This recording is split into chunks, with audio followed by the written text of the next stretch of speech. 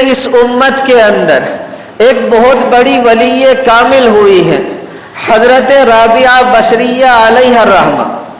ان کے حالات زندگی میں لکھا ہے، ایک مرتبہ ان کے سامنے بھنا ہوا مرغ پیش کیا گیا۔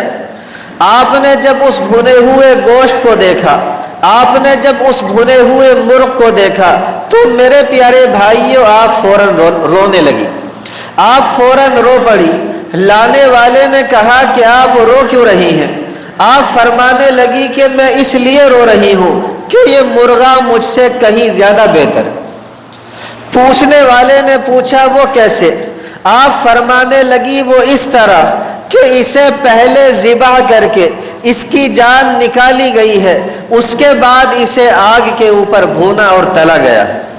اور فرمانے لگی اگر کل آخرت میں، اگر کل قیامت میں رابعہ بصریہ کو معافی نہ ملی تو اسے تو زندہ حالت میں ہی جہنم کی آگ کے اوپر بھون دیا جائے۔